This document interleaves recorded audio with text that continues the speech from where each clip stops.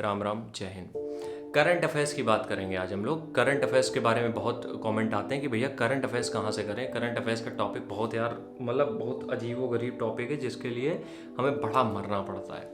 Current affairs की बात हम लोग करेंगे तो करंट अफेयर्स की अगर हम बात करें, कितने बार करंट अफेयर्स बोल दिया, सॉरी, नहीं तो कोई गाली दे देगा अभी। करंट अफेयर्स की अगर हम सीए की अगर बात करें तो इसको तैयारी करने के लिए आपको डेली का 1 घंटा या 1.5 घंटा नहीं देना है। सबसे पहली बात, अगर यूपीएससी कर रहे हो, पीसीएस कर रहे हो, तो आप किसी न्यूज़पेपर का एनालिसिस देखते हो या खुद करते हो एनालिसिस, तो टाइम लगना ही लगना है। लेकिन अगर यूपीएससी पीसीएस नहीं कर रहे हो, उसके नीचे की कोई भी नौकरी की तैयारी कर रहे हो, तो उसके लिए तुम्हें किसी भी तरीके के कोई भी 1.5 घंटे देने की जरूरत नहीं है। और एसएससी वालों से हाथ जोड़ के विनती है, प्रभु तुम लोग द हिंदू का एनालिसिस ना करने लगा करो।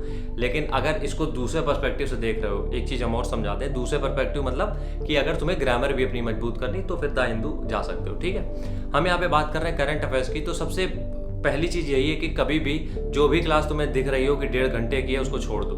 करंट अफेयर्स की जो भी यूट्यूब पे क्लास चल रही है उसकी टाइमिंग 1.5 घंटे है, उसको बिल्कुल छोड़ दो। वो तुम्हारे किसी काम की नहीं। क्यों नहीं काम की है? 4-5 सवाल आते हैं करंट अफेयर्स के, बहुत ज़्यादा आते हैं, 6-7 आ जाएंगे, ठीक है। मिनिमम एक एवरेज हम लेके चल रहे हैं। और इन 6-7 सवालों को हल करने के लिए तुम 1.5 घंटे का समय अपना दे रहे हो।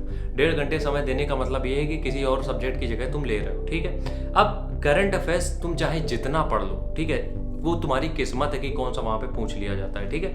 अब 1.5 घंटे जो तुम्हें करंट अफेयर्स पढ़ाया गया है वो तुम्हें याद बना रहा है, इसके लिए तुम्हें नोट्स भी बनाने हैं, ठीक है। अब जब तुम इसके नोट्स बनाओगे तो जाहिर सी बात है उसमें भी समय जाएगा और उनको दोबारा पढ़ोगे तब भी समय जाएगा। तो करंट अफेयर्स का ज़्यादा से ज़्यादा तुम्हें इतना करना चाहिए कि जो भी वीडियो 20 मिनट, 25 मिनट या 15 से 20 मिनट का हो, इसके अलावा मत देखो।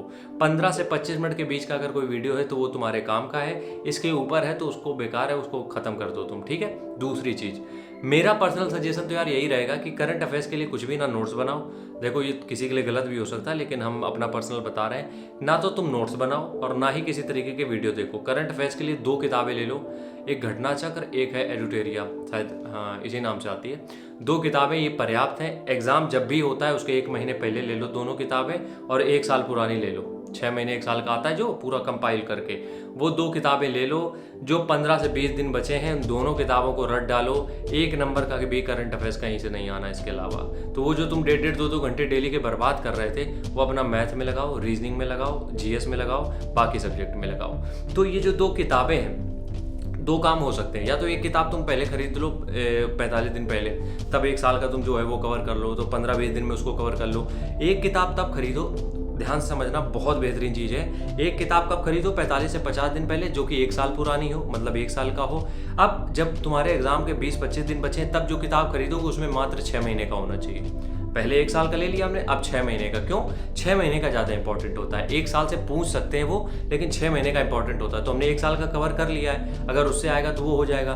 तो हमने जब जो 6 महीने की किताब ली है, इससे इस बार तो 6 महीने कवर हो ही रहा है। इसके अलावा जो हमने पहले किताब ली उसके भी 6 महीने कवर हो रहे हैं। इसका मतलब 2 बार रिवीजन हो गया पिछले 6 महीने का। और 90% जो करंट अफेयर्स है वो कहाँ से आता है? पिछले 6 महीने से। तो 2-2 बार वो चीज़ें कवर हो गई तो अब गलत होनी ही नहीं। तो ये मेरी पर्सनल सजेशन थी, पर्सनल एडवाइस थी कि करंट अफेयर्स को ऐसे भी टैकल किया जा सकता है, ठीक है। इस बात को बहुत अच्छे से ध्यान रखना।